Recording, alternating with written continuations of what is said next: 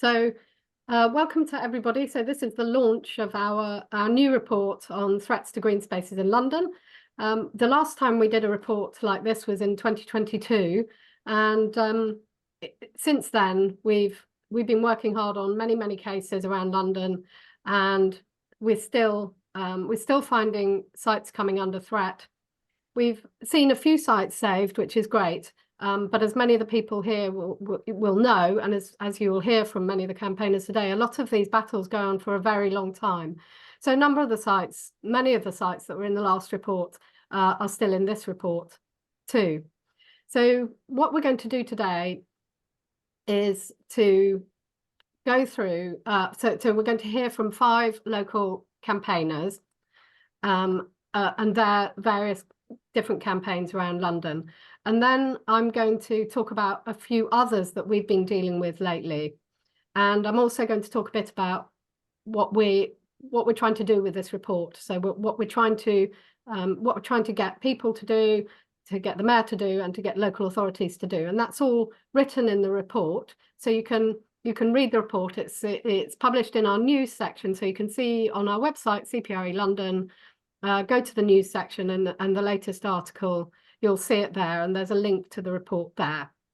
So I know that many people that we've helped through the years and through the last year are on the call today. And so if I don't manage your, sorry, just admitting people, if we don't mention your case today, then it's not because obviously we don't care and that it's not important. It is, and there's just so many of them. Admit all. Sorry, here we go. So I'm just going to wait for these last people to come in and then explain a bit more. Joining.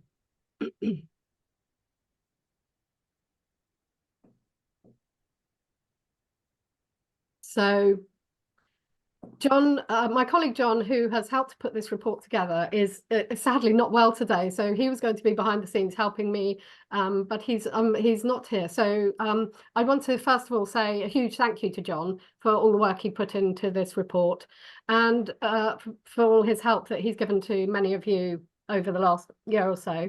I want to thank Urban Design Group, whose Zoom account we are using, because we don't have one which you can have more than 100 people in, and we did have 140 people sign up to this, so that's great, and thanks so much for coming. And just a quick thanks to Tony Burton, our chair as well, who wrote the foreword to the report and helped with some of the messaging in it, so that's all been great. You have to forgive me for being distracted. So I'm going to go straight to our first speaker, and then we're going to have, so we've got 5 speakers, and then I'm going to say a few words, and then Harriet Child, who's a solicitor who's been helping us over the last few years, is going to talk about legal ways to challenge, or ways we've been looking at challenging threats to green spaces. So and then we'll come back around to what we can all do about this. And then my colleague Delia, Delia, you can put your hand up, is going to look at fielding questions from the Q&A. So if you have questions and comments, please do write them in the chat. And then when we come to Q&A time, which hopefully will be around 1:45, Delia will pick out some questions to ask the panel. So yeah, write them in the Q&A, that would be great. And hopefully we'll be able to answer some of your questions. I know we're down for 1 to 2:30, but we're going to try to wrap up by 2:15 and possibly a little bit earlier. So, but I know how these things are, you never quite know. So we've got a bit of extra time if we need it. So yeah, so without further ado, I'm going to hand you to our first green defender of today, and that's Carol Fisk from Enfield, who's been busy defending Enfield's Greenbelt alongside us for many years now. I can't remember when I first met you, Carol, but it was a long time ago, wasn't it? The battle goes on. It Carol. does, yeah. Yes, I'm going to give historical perspective just because, I mean, I think all of you are campaigners, but just to show how long and protracted these things are, and that the main thing is you just have to stick with it, because if you give up, they win. So Enfield Road Watch, which is a weird name, but it was founded in 2010 to protect a particular piece of greenbelt, which you can see behind me, which that year was optioned by a developer. So people in the area, which is around Enfield Road, decided to form a group and just monitor it. And nothing much happened until 2015, when the developer, during that whole free school movement, decided to put a big secondary school on the site with an enabling housing project there. So we all sort of leapt into action, not really knowing what we were doing. We hadn't done it before, but we learned by doing. And partly because of what we did, getting a ton of public reaction going to it. And we got one of the lords in the House of Lords asking questions of the Department of Education and all sorts of things. We just made as much noise and trouble as we could. The school ended up going elsewhere, so the houses didn't happen. However, that developer still has the option until next year. So that's still part of the local plan. We then expanded our interest to the whole of the green belt in Enfield, which is about a third of the borough. It's a very green borough, and that includes 17 farms, which are owned by Enfield. So it's a really interesting borough in that respect. It's, some describe it as semi-rural. I think it's really rural.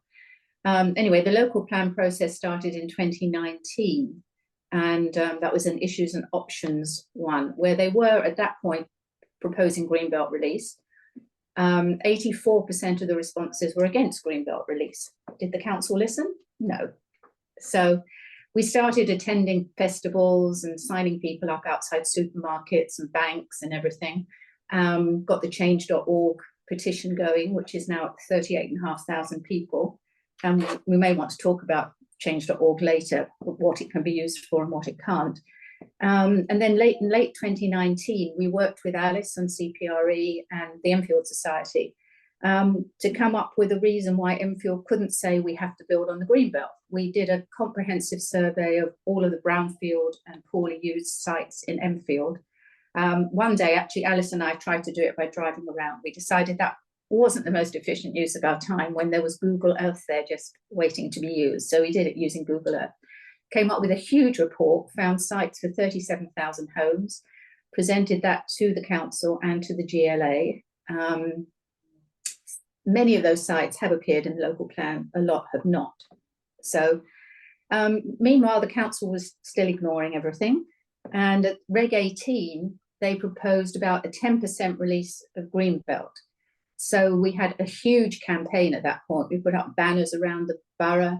We leafleted, I think, about 35,000 homes. At that point, the local papers were still being delivered. So we bought ads in the local papers. There were online blogs and newsletters that we put things in.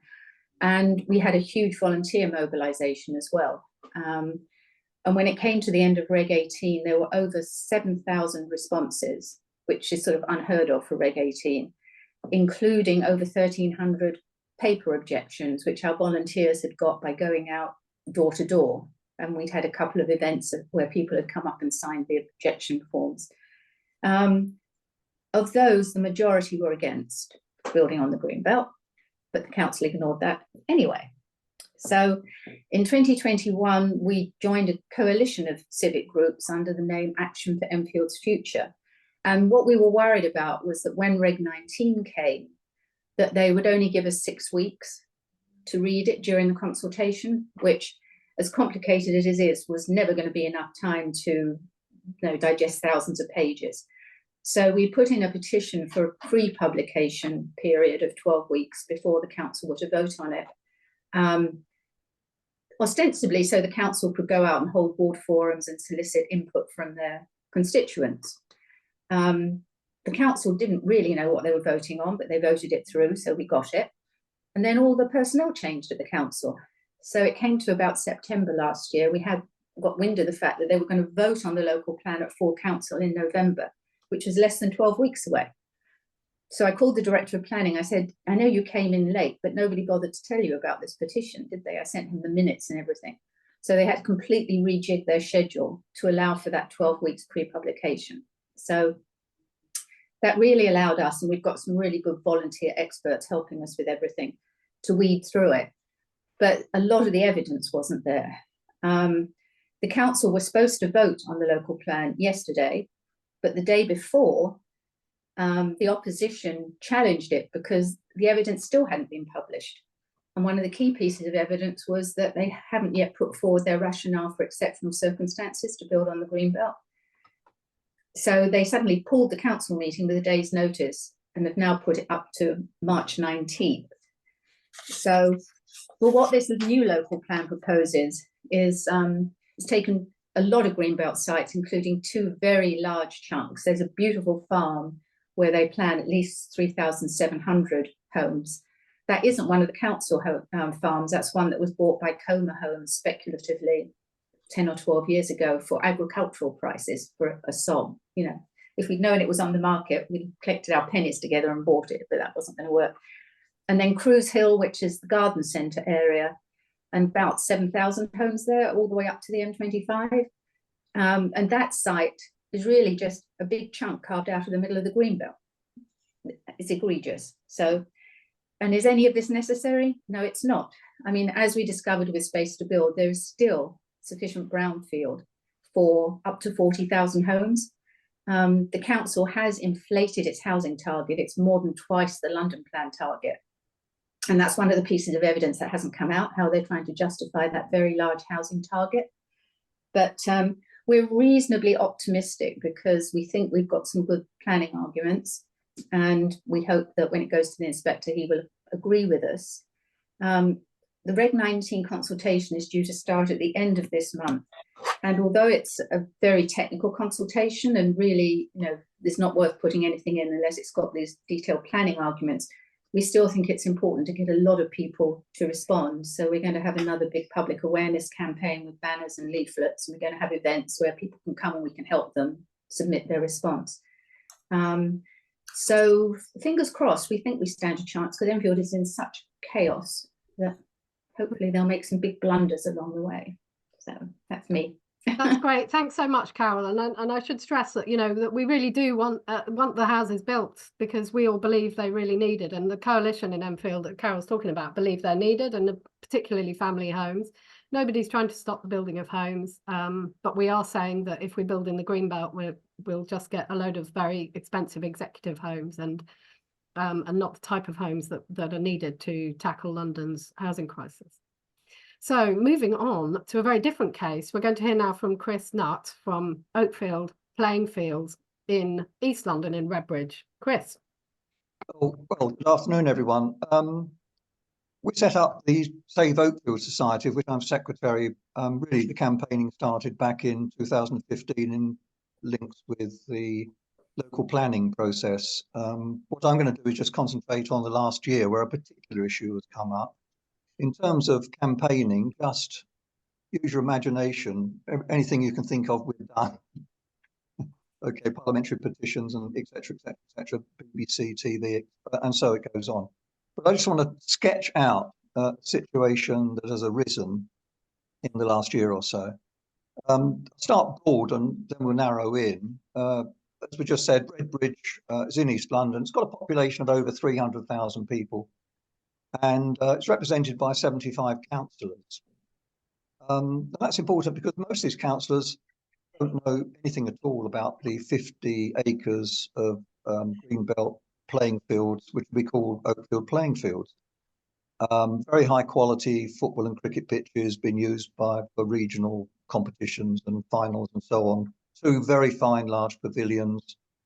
And it's a cherished, a really, really loved local community hub for all the local people and for the whole of East London, in fact. And yet, the councillors who decide its future, they've got so many other issues to deal with. The councillors have got a population in total, as I say, 300,000. They've got other things to think about. So it's only really 2, 3, 4, 5 local councillors who know about us and know the issues. The councillors who don't tend to follow their leader, or they just look at a map They are the landlords, and they have this impression they can do what they like with their land. Naturally, they see Oakfield as a valuable asset, and given their housing shortage, given the amount of temporary accommodation people at Redbridge are in, here's an asset they identify, a space which they can potentially monetize. And so they're always looking, and they have been, in fact, for 20 years. Millions of pounds. They aren't even close to what's needed to offset the extra tax to be paid by workers. Can you hear me? there's something about tax going on there. Sorry, I just had to mute somebody. Carry on. I see, right, okay. So they look at a map and they see that we are next to Hainault Forest, the Fairlock Country Park, within the huge expanse of Fairlock Plain. And they say to themselves, well, actually, there's plenty of space there. These clubs can move elsewhere. What's the problem?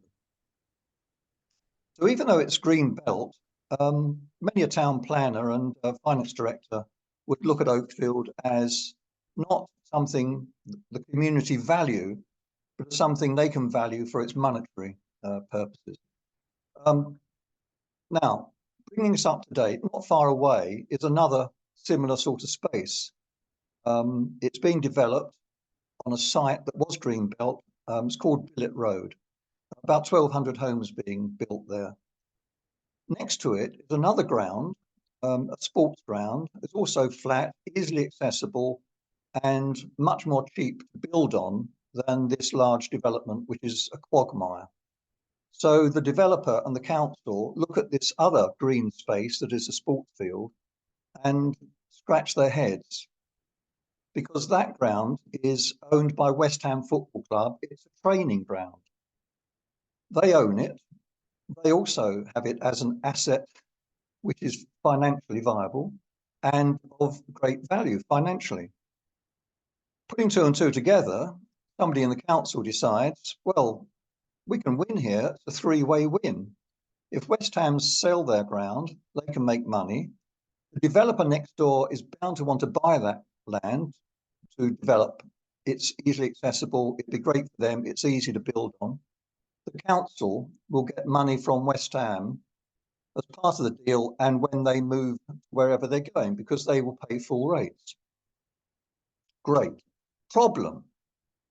The current club they would need to move off, the chosen place for West Ham to go to, is a highly reputable sports club with over 300 youngsters, 23 boys and girls teams, and it's a ground open to the community. And that's what we're talking about now. That's the Bellonians Football Club charity ground. They don't have a long-term lease, so the ground potentially is available for sale.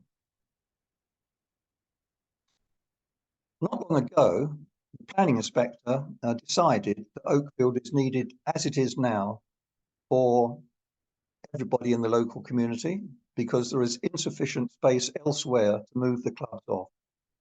So council officers have a problem.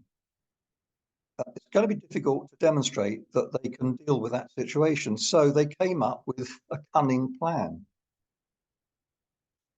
This was that they think they can dispose of it under the 1972 Local Government Act if they advertise twice that this ground is open for bidders for its disposal. So that's what they did during the autumn. West Ham, along with a hospitality business and Bellonians charity, were forced to bid for the ground. Bellonians had the support of all the sports governing bodies, thousands of individuals, SOS and so on. In fact, the Bellonians petition reached over 11,000 names. Chris, I'm going to have to move on in a moment. Okay. So, yeah, sorry. Okay, all that, not surprisingly, was swept to one side when the council officers said that the council were obliged to take the highest bid, which was the West Ham bid. What they forgot, and what's been pointed out to them by Harriet and others since then, in letters that went to the council at the last moment, was that it is an asset of community value under the Localism Act. And therefore, to cut it short, the council have had to reverse the decision. And at the end of the year, they wrote to us to say that they had rescinded the decision and they were going to start again. The learning that I got out of this is that the words of the Localism Act, it's on the tin, isn't it? The local people know better than the council. They didn't go into the detail. They thought they could waft this through. They thought they could just kid everybody that they had the information, the background, the research, and the legal aspects on their side. And the fact is they didn't. When you go into detail, you can catch them out. Also, they didn't know about the soul of grounds like this. Everybody, apart from those officers and a few councillors, were on the side of keeping it for the local community. And that's where we've ended up. We don't know what will happen next because we're waiting for the council to decide their next moves. So thanks so much, Chris. So it's good news for the moment, but I think we're fully expecting the council to come back with something similar quite soon. So the fight goes on. And so we're going to move on to Claire in Hounslow. Claire. Thank you. Hopefully you'll be able to see my screen shortly.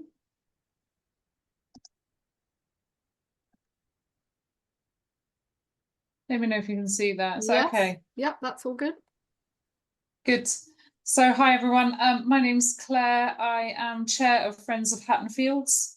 I'm just going to tell you a little bit about our campaign and where we are up to at the moment. There's a picture of the fields themselves, just to give you a sense of what they look like. So who are we? We're a local residents group. We've been in existence for just over a year now. And we are around 550 members in total. In reality, there's about 20 of us that do a lot of the work in campaigning to save Hatton Fields. And we're really just trying to campaign to protect them from being developed into a huge warehouse site, which is what Hounslow Council would love to see to serve Heathrow Airport, which basically the fields sit right next to, just near Hatton Cross, if anybody knows the area. So this is what it looks like. At the top, you've got an image of what it looks like now with Heathrow just on the left there. That's the beginning of Heathrow, Terminal 4, in fact. And then what the plan that was in existence from Hounslow Council showed that they would like this warehouse industrial site. This is industrial use already with plenty of empty units. This is the airport, if you can see my cursor, hopefully. And basically you go, they wanted to take it from a lovely green site to this warehouse site. Okay, that was in the plan that was in existence, I'll explain. Just to remind everybody, I think everybody knows, but the arguments that we put forward was to protect the green belt. So the green belt is designed to allow for separation. This does serve as separation, but one from Heathrow and the residential areas, but also between Bedfont and Hatton villages. The fields themselves are definitely part of the character of the area. Bedfont village is uniquely semi-rural look and feel, always has been. Huge, long tradition of being connected closely with agriculture and the horse owning community. So to destroy this land would definitely affect the character of the area, really dominating what is a lovely doomsday village with a lovely green. We didn't see any extraordinary reasons either to go back to what Carol was saying earlier. We carried out a survey last year, which I'm about to update, and found over 1 million square meters of vacant industrial properties to let, all industrial, within 7 miles of Heathrow Airport. So it just does not make sense. It is, as others have already said, highly valued green space, beautiful wildlife, rewilded area, wildflowers, very wild acid grassland. and a site of importance for the borough and for for London as a whole as well. And living next to Heathrow, as I do, it's so important to have access to this green space. People go there and walk and enjoy that space and separation from the airport for many reasons. Lots of people telling me that it was a lifesaver in lockdown. Of course, that's our green lung, and the air quality would be affected if we lost the site as well. Wildlife is close to my heart, so I can't talk about Hatton Fields without talking about the wildlife. And this is just a few pictures, but a huge array of birds, flora, fauna, mammals. We've got bats as well on site. So yeah, a really important habitat for wildlife. So that's part of our argument as well. I've already talked about this, but just some more lovely pictures for you of the fields. And just recently, we also offered up and nominated a couple of things from Hatton Fields as heritage sites, just to try and see if that helps us with our armoury. The fields have got very old, useful ditches, quite unique to the area, that we're trying to say it should be nominated as a heritage feature for the area.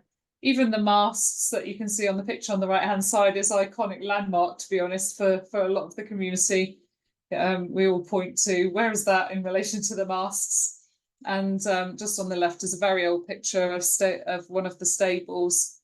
Same family has been running that stables for decades. And the horses just matter so much to local families, so children can go and see the horses and visit them and get them away from the screens.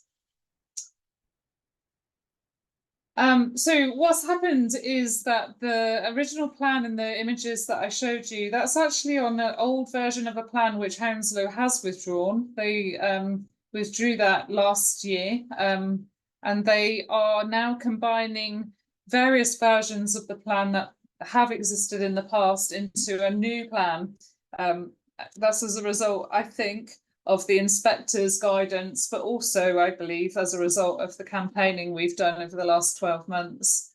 So we're waiting for the next Hounslow Council plan, expecting it in the summer per the latest cabinet meeting. I do have a meeting with the councillor in charge at the end of this month. I think he's trying to tee me up and give me advance notice of what might come through when that plan is finally published publicly. So we're in the process of relaunching our website to get ready for what we think is going to be a new campaign. Don't expect the plan to not include Hatton Fields and warehousing to be built on those fields. We will launch a new e-petition. We had one, it closed because of timing. So we will launch a new one so that it's a petition against the new plan and whatever the terminology is that we need to use there. This year we have an ecological habitat survey already booked in, and we've got some bat walks again to try and get the community engaged. We do litter picking every month, so we're always seeing people around. Yeah, so all of that really is to just collect facts for any future hearing, any Reg 19 that comes through, so that we can factually present our arguments with independently verified data, and have a much stronger argument, hopefully, than our own passionate gut instincts and thoughts. That's great, Claire. Thank you so much. And somebody's just asked, oh, there is your website. So somebody was just asking for that in the chat. I just wanted to add in relation to Hounslow is that this is only one of many, many sites which are threatened. And while we do have a coalition there, we don't have something similar to what Enfield have managed to create. And so, you know, we're really concerned about some of the other sites in Hounslow. And obviously, you know, we're doing what we can, and people in Hounslow are doing what they can to make sure that sites have their own Green Defender group or Green Defender individual, but it's not always easy to make sure that happens. The other thing about Hounslow, of course, is that Heathrow has massive surface car parks all around it, which could be used for these logistics parks. They're over the border in Hillingdon, which makes the planning aspects complex, but I just thought I'd mention that. So moving swiftly along, we're going to Sean next, who's been fighting for Whitewebs Park in Enfield. Again, back to Enfield. Right. Let me see if I can share my screen. And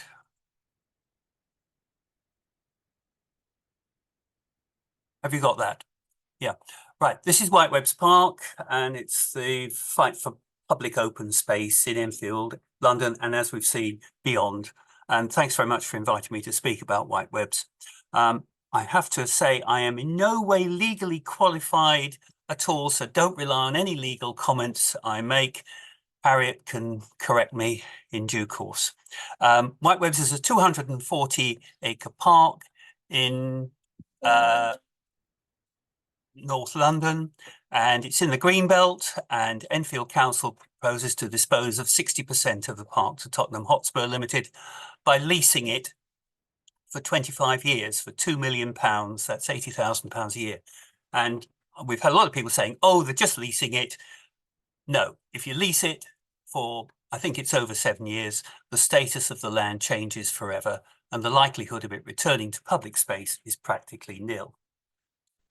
And there are various documents about that can be read, and there's a big difference between when central or local governments sell rural or green spaces to private corporations, and Tottenham is a $3 billion multinational offshore corporation, and there's, but I'm sure Harriet can say something about that. The rules applying to these lands are quite complicated and go right back to Victorian times. This is Whitewebs Park.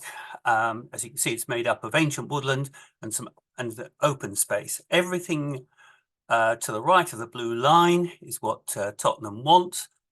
And they really after the open area, which was occupied by a public golf course, but includes some of the ancient woodland. It also includes all the access points to the park. Now, the Spurs have no experience of running a public open space, and so we have very little confidence in what they're planning to do. This is what Whitewebs looks like, with open areas and woodland and formal areas of parkland in the north. You get some view, an idea of what it looks like here. And in the background here, you've got the ancient woodland, mostly oaks and hornbeams, but laid out very much like a 19th century park. Was a golf course in the open area that closed in 2021, 3 years ago. It was a public course, so there were modest fees and no restrictions on access to it. They closed the course before the bidding process was completed. And just a year after it closed, nature was hard at work, renaturing the land. And it's very difficult now to tell that it was a golf course. Nature is hard at work. Can't move for butterflies in the summer. And this is the map that Enfield Council uses to the blue line. Again, that's all the Spurs territory that they want to provide. And they say the pitches that they want to put in, 40 acres of pitches, occupies this yellow area. They make a great point of it only being 18% of the park. But as you can see from this, it is about 50% of the open area of the park. They tend not to stress that. And there is a key question: if Tottenham Hotspur only needs 40 acres for pitches, why do they want 140 acres of this parkland? What are they up to? What have they got plans for in the future? Goes back to the bit about leasing the land.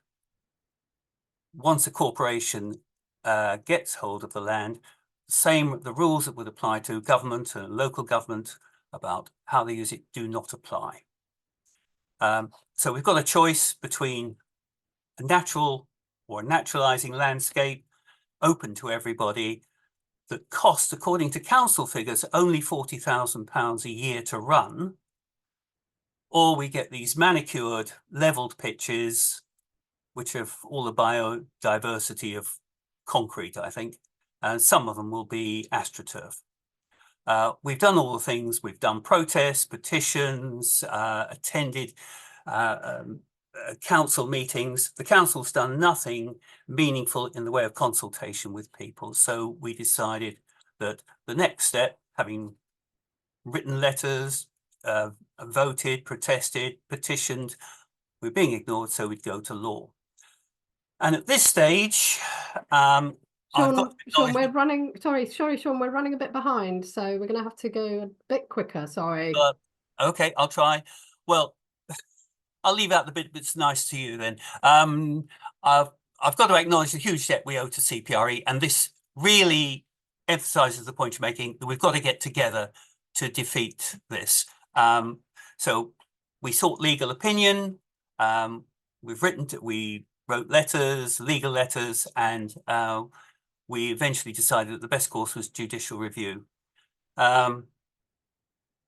Harriet can explain more about judicial review than I can. She'll get it right. So we had to go through a whole process. The process is hard work. It's very difficult. There are all sorts of restrictions that you've got to get right. And the costs of litigation are huge. We sought cost capping, which was challenged, but we did get it eventually. I had to act at first as a litigant in person. I got a lot of advice and help, but it's exceedingly difficult and I don't recommend it at all. Everyone's going to get frustrated because of the limitations that one's got. So I recommend very, very strongly that you get a solicitor. We were lucky. We had Harriet, who'd moved to the Public Interest Law Centre and was able to act as a solicitor for me. Judicial review process, you've got to go through all these things, raising money, getting the paperwork sorted, and it's hard work. And as somebody has already said, it's a huge effort. Dogged determination and community support are vital. We've raised about £43,000. The grounds, these are complicated legal things. This is why one needs a good barrister and a good solicitor to help. Sorry, if I go back. You've got to consider all these acts and the implications of them all. They contradict each other. They are difficult to understand, and the way they interrelate, you need very, very good legal advice. You've also got all the precedent cases, and I've just listed a few of them there. Things you can do. Okay. So we had a 3-day hearing and a noisy dog in the background. And sorry about the dog. When raising funds, we use crowdjustice.com. They understand the legal world and have experience of working with solicitors. We found them efficient and helpful. They take a small percentage, but they know how to deal with all the banking accounts, GDPR requirements, and we'll have to move on, Sean. So what I'll do is put have you got any? I can send you a PDF of this. We'll put this up on our website in an article following this, all the presentations. Do you have any other slides there? That's it. So there's your contacts. Yeah. Great. Okay. Thank you so much. I'm just going to move directly to Christopher Coombe now, who's going to talk about Wimbledon Park. If you can stop your share, then we can. I think Christopher also has some slides. So Christopher, you can run them now. If you can try to stick to 5 minutes, then we can hopefully get back onto slightly on track.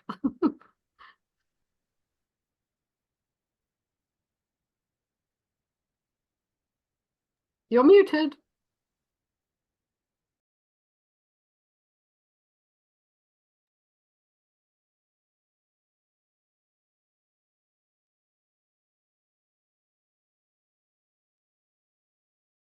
Christopher, are you okay there? Yep, I'm unmuting myself. Sorry. Well, let's try again. Right, here we go. Can you hear me now? Yep, we can hear you and we can see the screen. Great. Thank you. I was saying inviting me to speak for 5 minutes is a challenge for a retired lawyer, but I'll do my best. Let me just go back to the beginning. If anyone wants to look at our website for Wimbledon Park, there's a QR code which Rob Kennedy and our team has put together.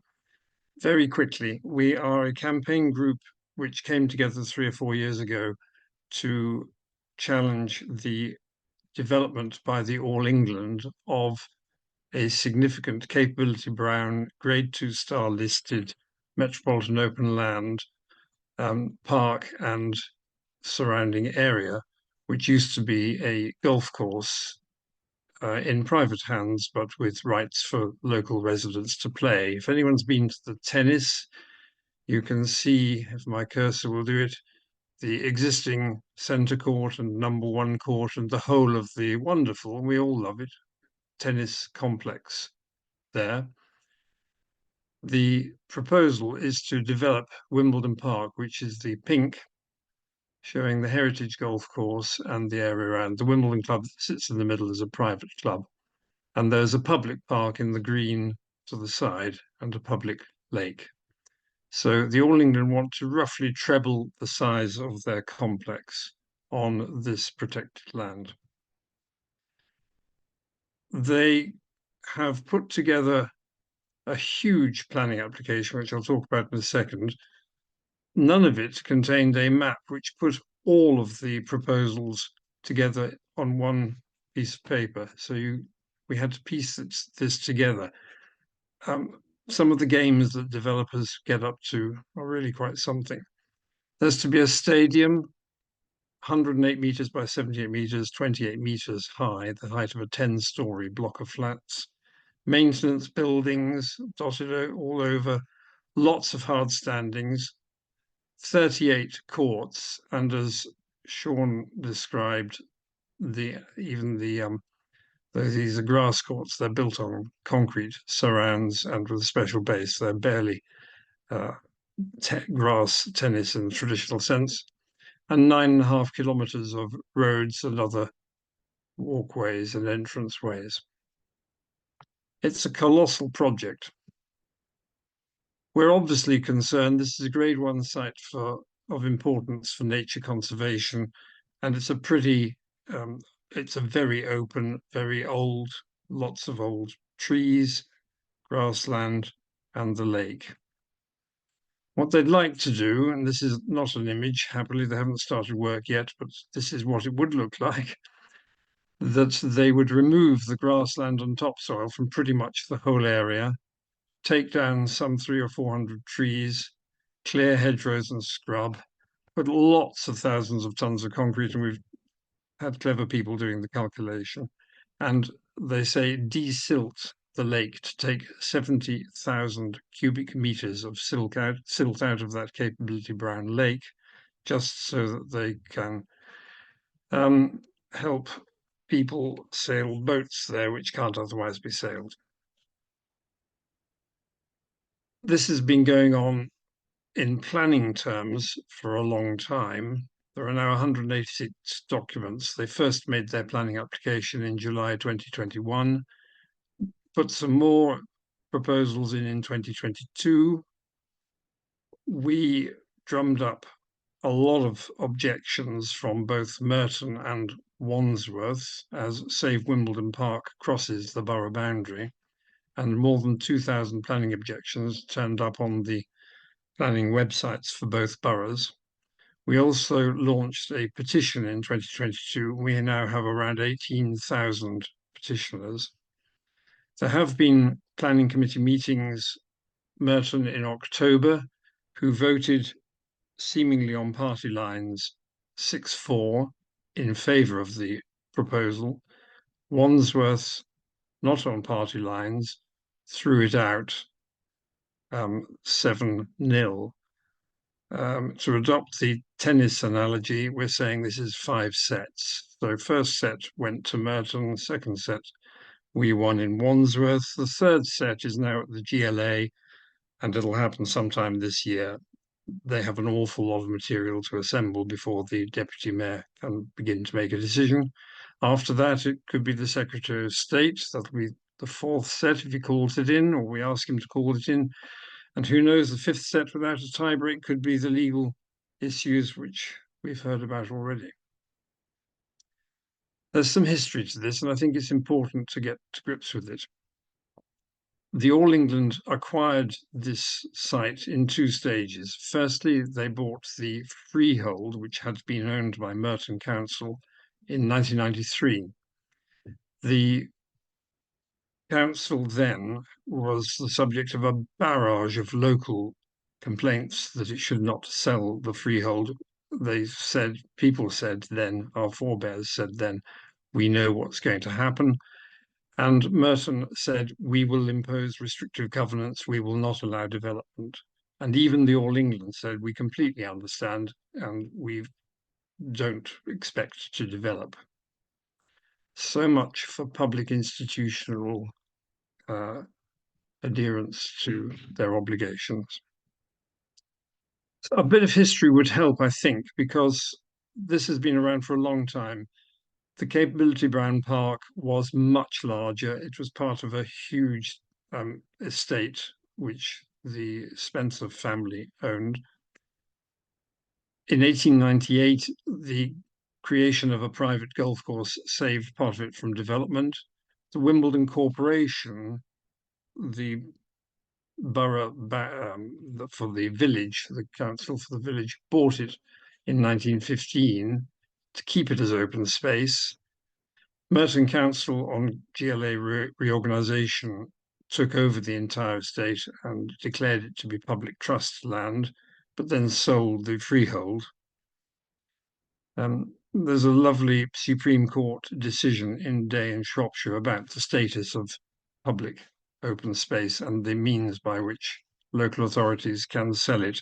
If there are lawyers involved, they'd love it. I have to say it's very technical, but as Sean has pointed out, a very important piece of the whole process by which local authorities can own, manage and dispose of their land.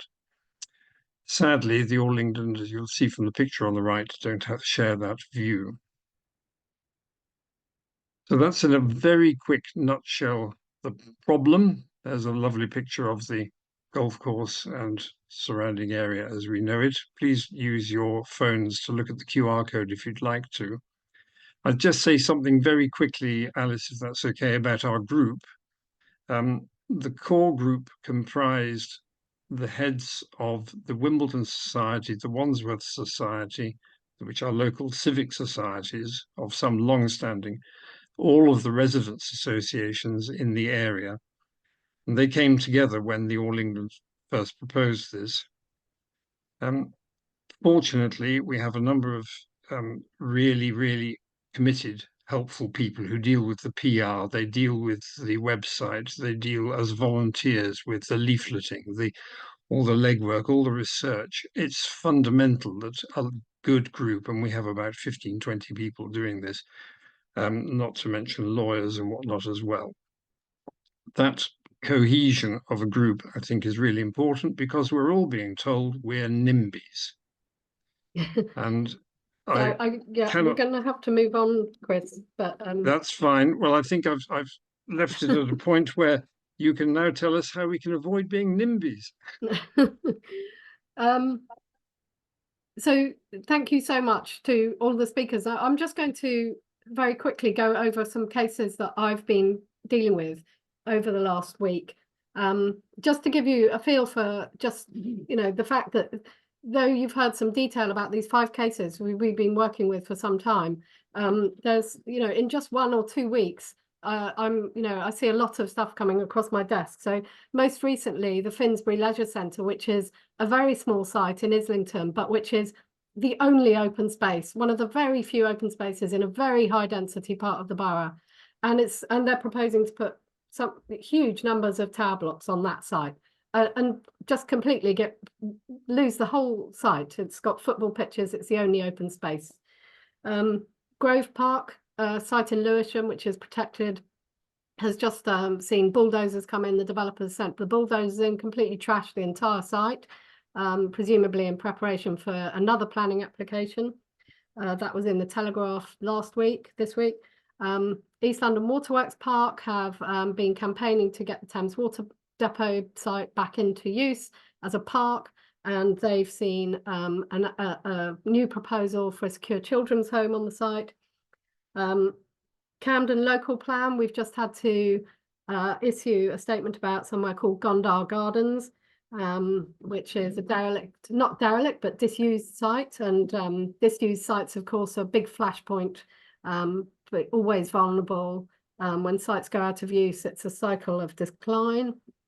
Footscray in Greenwich, we just had to submit something about some felling of trees where the owners were clearing trees in order to survey land for a planning application. Extraordinary. And these were, you know, not veteran, but they were mature oaks, I think.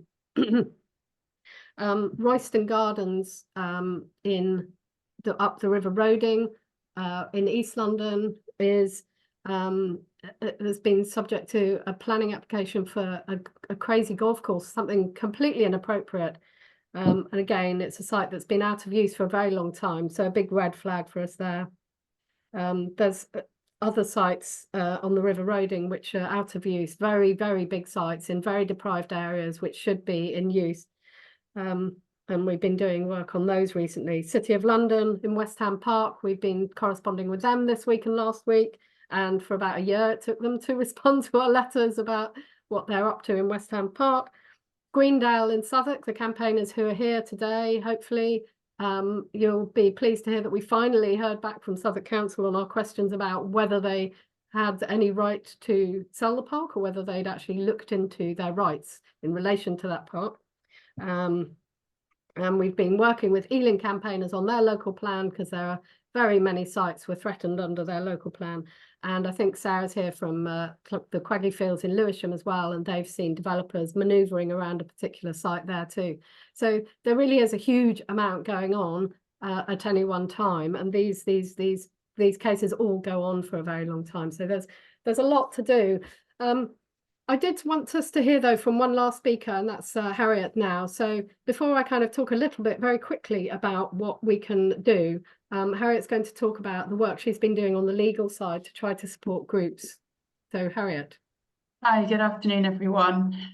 Yep, so I was volunteering with CPRE London for a number of years, and now I'm at the Public Interest Law Centre. And the work that I've been doing has really been around the way in which the planning system was failing to protect open spaces, and particularly access to public open spaces. And those threats range, as you all know, from housing development to private sports facilities, buying up public spaces and removing access. Now, the issue with planning is that it's all about the balance, and it's often a matter of judgment. And so the work I've been doing with residents has been focusing on the statutory limitations, which means the limitations in law. And the starting point for local authorities is that they have to act within their powers. So for private citizens, you know, we can essentially do anything as long as it's not illegal. And for local authorities, that proposition is almost turned on its head, and they can only do what they're empowered to do by law. And they must act according to public law standards, which includes things like the duty to act fairly, to give reasons in some circumstances, and to make decisions on a proper basis. Now, when it comes to land ownership, the source of their power and the duties they have around the land come back to the power under which they own the land, and that's the land's statutory purpose. And that basically defines what they can do with the land. So they might hold it for recreational purposes, healthcare purposes, education.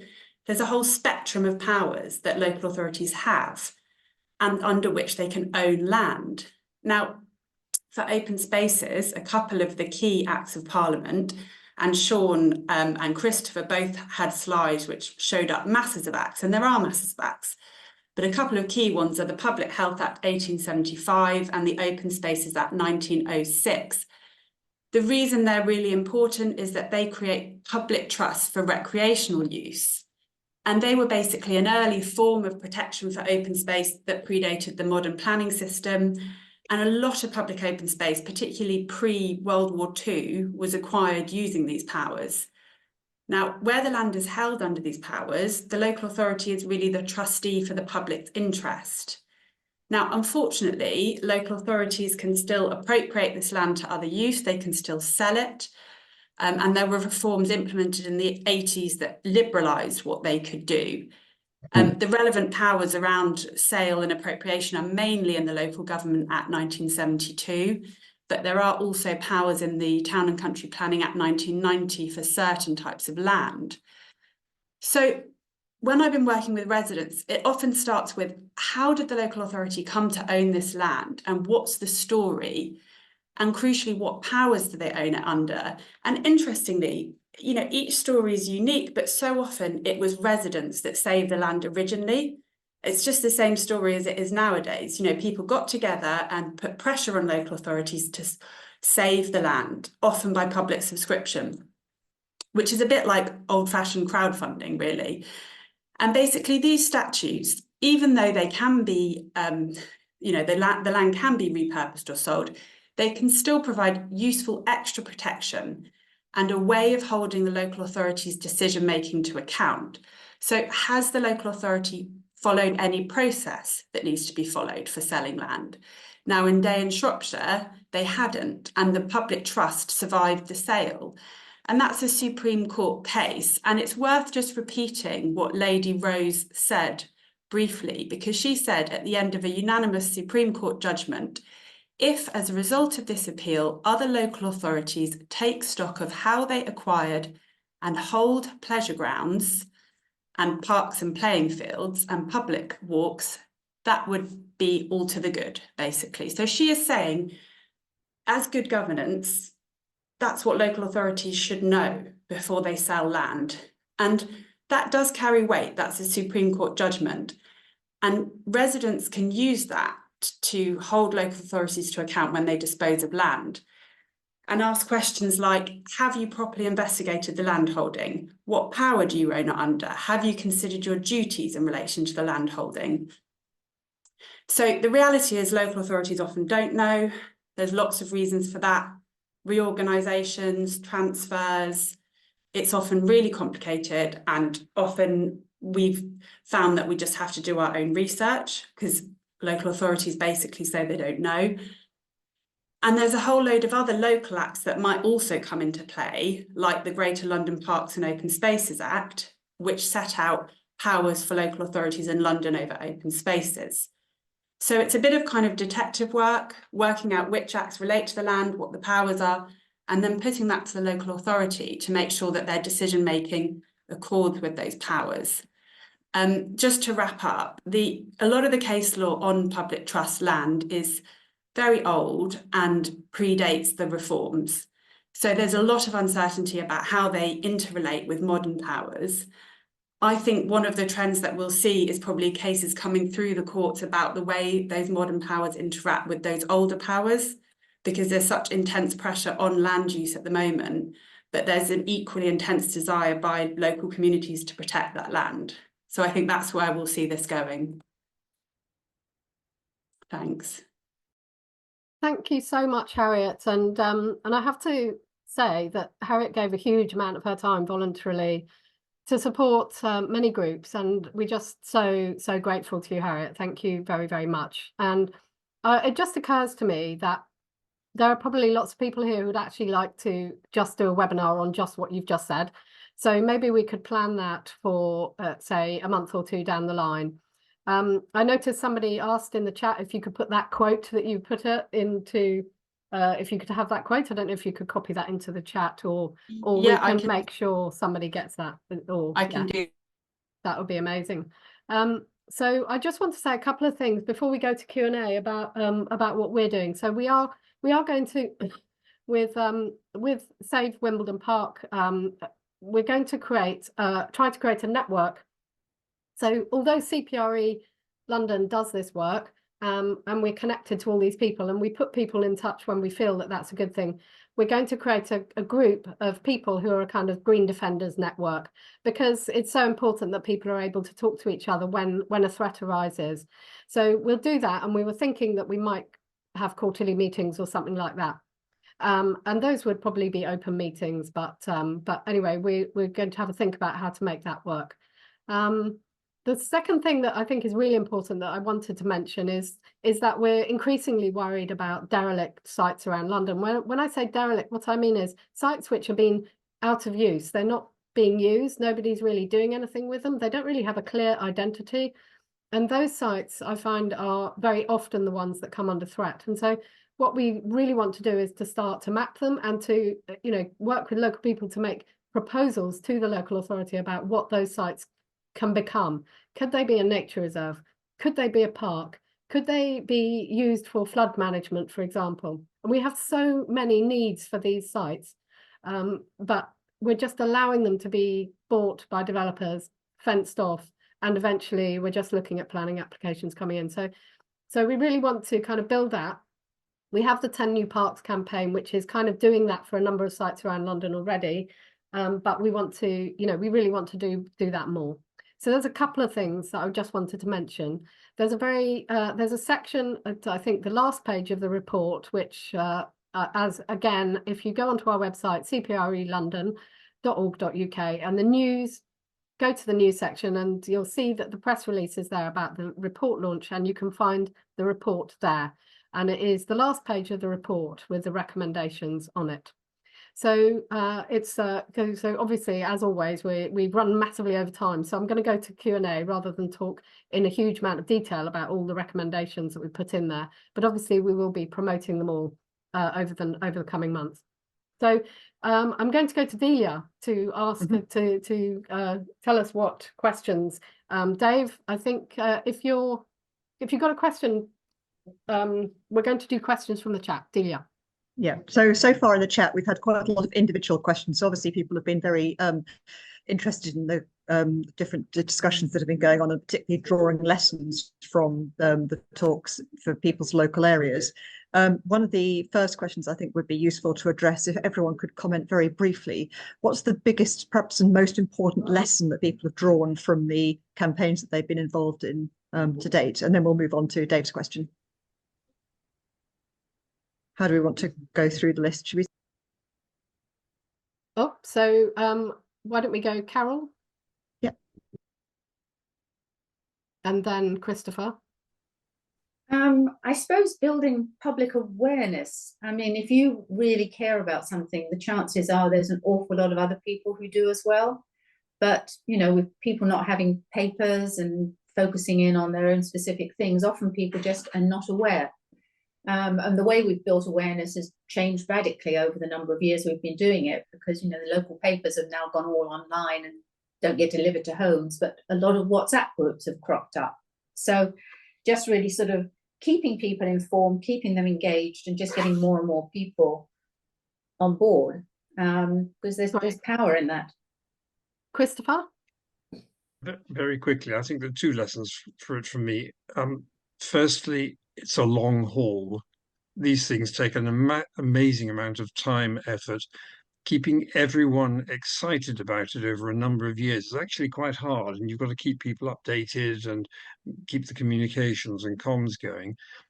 The other lesson is, frankly, I hate to say this, trusting the local council is a very difficult thing to do in these circumstances, but it's necessary to try to build rapport, relationships with them, and build as many relationships as you possibly can with your local politicians and central politicians as well. Not always easy, best to stay non-party political, but worth working at it. Great, thank you. And Chris Nutt, and then after that we'll go Claire and Sean. Yes, I was going to say the same as Christopher, actually, that if I were starting again, I'd go around finding the right people to become councillors. The thing is, we can have magnificent campaigns, and as everyone has illustrated, it takes a huge amount of effort involving loads of people, sometimes a lot of money for KCs and so on. And yet I found with Oakfield that the retired councillors who had protected Oakfield weren't replaced by the same calibre of people who have let it go. And therefore, you know, our campaign has been successful, but unnecessary if we'd had the right councillors there in the first place. And the other thing is that, as you said, Alice, use it or lose it. Claire. Yeah, hi.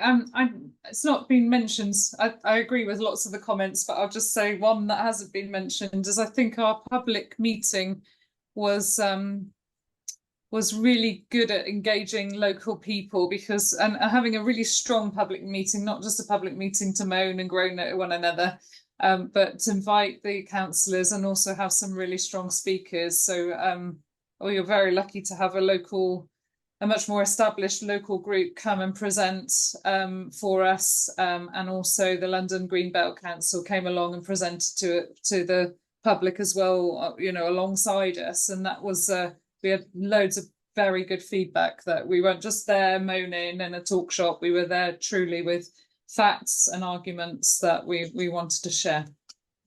Amazing. Sean. I'd agree with everything that everybody said. But I would add one, the importance of working with an organisation that's experienced in this sort of work, and CPRE were terrific on that. We wouldn't have got where we were without your help. And the second thing is, if you go to law, get the very best legal service that you can possibly afford, and that again was where CPRE came in and helped us. I got some advice very, very early on in the campaign from somebody who had taken Enfield to court and said, do not waste your money on unsuitable lawyers, get the best that you possibly can. Well, And I think we were very lucky, Sean, weren't we, that we had Harriet, and that we were able to engage somebody who really was able. Yeah, I think we were extremely lucky there. I don't think it's very easy. I don't know if Harriet, you might chip in there, but how easy it is to know that you're getting really good advice. I mean, that's a very tricky one, I think.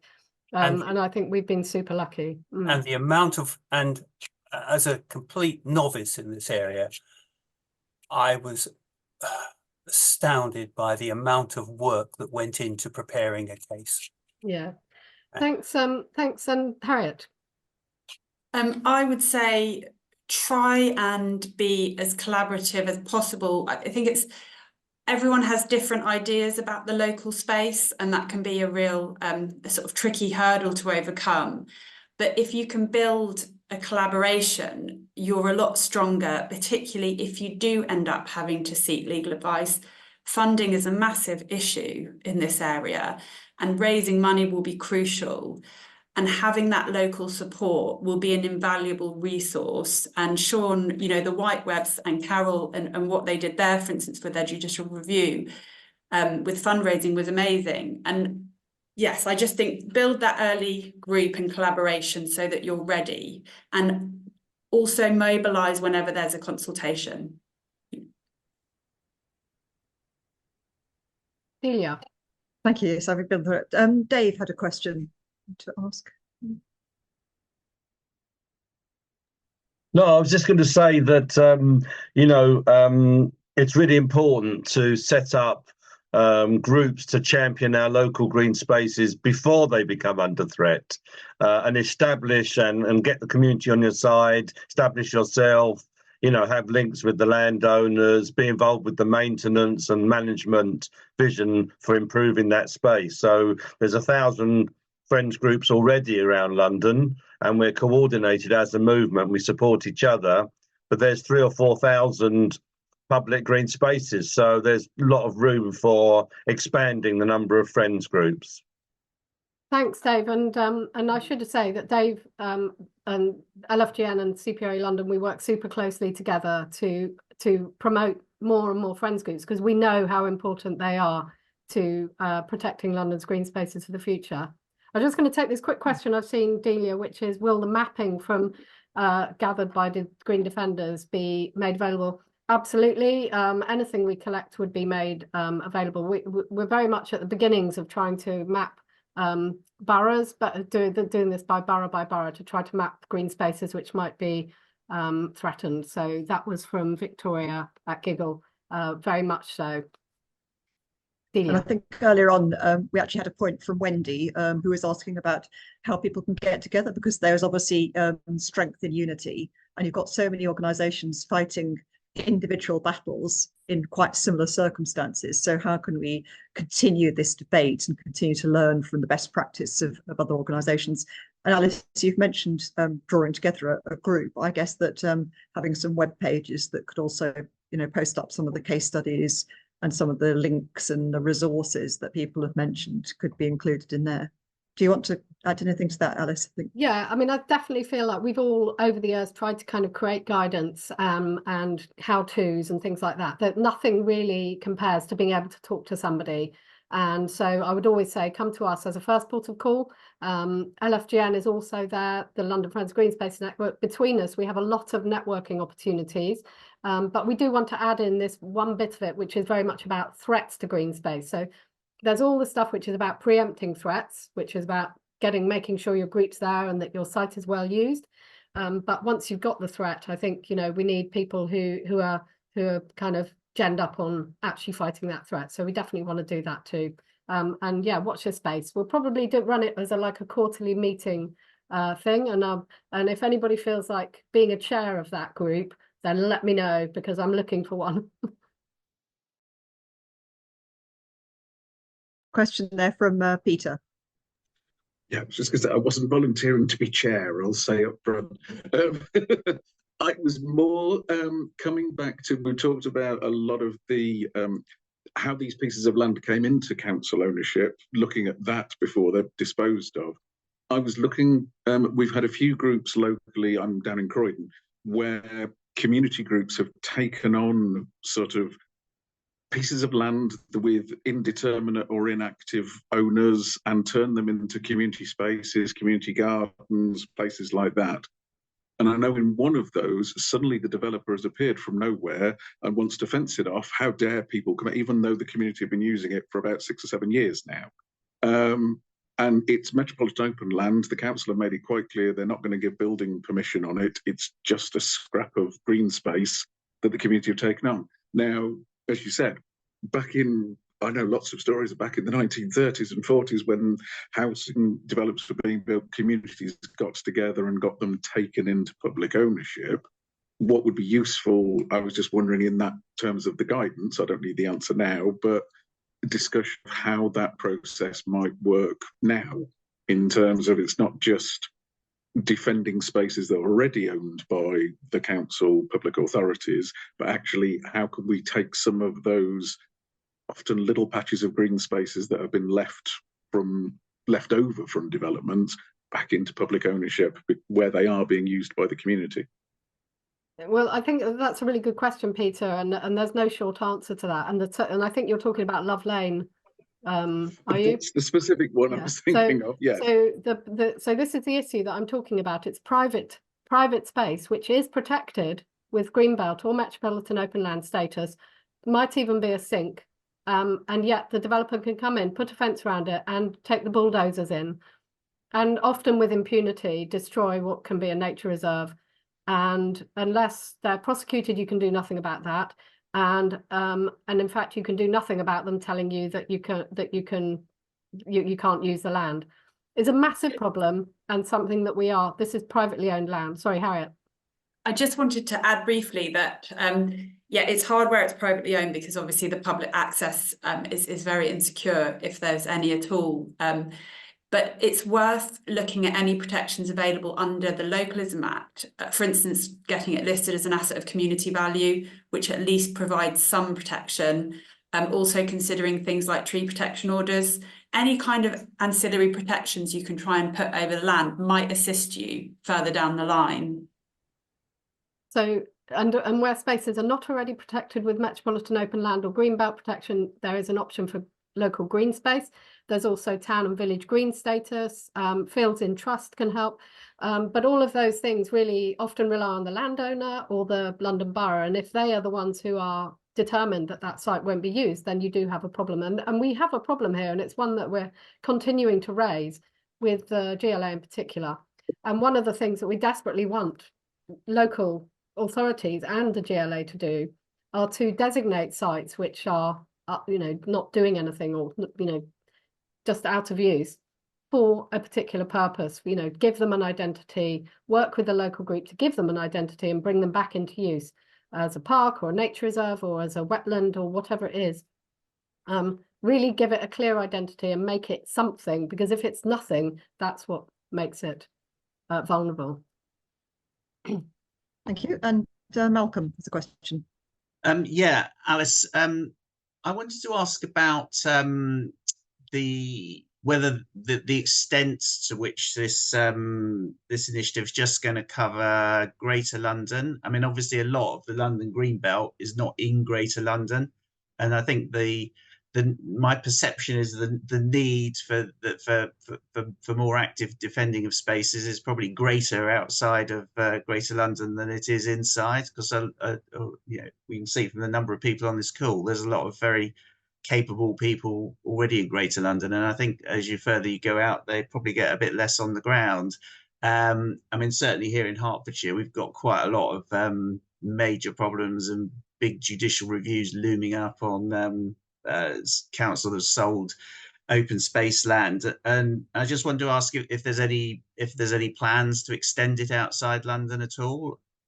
Well, obviously there's so Dave, I imagine your hand up is because there's the national parks community. So the parks community is about the friends groups nationally, but Harriet, the Public Interest Law Centre is not London, is not just London, is it? No, our offices are in London, but we're not restricted to only looking at cases in London. Yeah. So you know, obviously my patch, as it were, is London and the GLA, and I have enough going on. But that doesn't mean to say that we're not interested in, you know, talking to others, and I've worked with people in Hertfordshire. Are you back here? Just muted that person. Dave, quickly. Yeah, so we're now at 2:20, and thanks so much for everybody for staying. We'll just keep going until 2:30 if people are still happy to stay and listen. And I won't wrap up until then, but I will wrap up at 2:30. Dave. This has been an absolutely brilliant event, and you've recorded it, so hopefully we can get this shown across the country. I'm chair of the National Federation of Parks and Green Spaces, and there's about 70 local forums of friends groups all over the UK who would be very interested in what people are doing in London here. And CPRE is also a national organisation, although Alice only works in London. So there are people here from national networks and bodies who can, you know, spread the information that's come out of this meeting, and more than the information, the inspiration of people organising to defend their green spaces, which is happening all over the country. Yes. Thanks, Dave. And Christopher, I don't know if you wanted to, I did mention that, you know, that Save Wimbledon Park have been really keen to get past the NIMBY label and to, you know, to demonstrate that this is a London-wide and indeed a UK-wide problem. And I think that that's one of the reasons they were keen for us to kind of act to try to create a bit of a network here. Christopher. Absolutely. Well, it's great to hear from other people, and thank you very much, Alice, for organising this. This is a sort of close-up, if you like, of the whole event. What I'd like to ask about is lobbying politicians. I think we're all convincing each other that we're doing the right thing. We're in a democracy. What we'd love to do is to lobby the politicians. And this year, we're going to see at least 2 serious elections coming up. So any power that you can bring to that lobbying to make sure that local councils, as Harriet eloquently described, exercise their powers responsibly. The GLA does the same, and central government actually takes some cognizance of the need for open space, which is what their national planning policy framework tells us it does. Thanks. And Delia, was there anyone any more questions there that we could put to our speakers? Or No, I'm most sorry, of the questions I don't have see been how to ask. May I ask a question? Oh, Jenny. Right. Okay. What is the news about the M25 tree ring? So that's a campaign we're running, and very much we're trying to find sites which are the types of sites that I've been looking at, that I've been talking about, which are sites which have been taken out of use and are doing nothing or very little, to find a way to turn them into woodlands. So there are many sites around London which are doing nothing, green sites. Some of them might be appropriate for trees and woodland. Some might be appropriate for grassland. In fact, many of them have rewilded to grassland and acid grassland, as Claire had said, in Hounslow.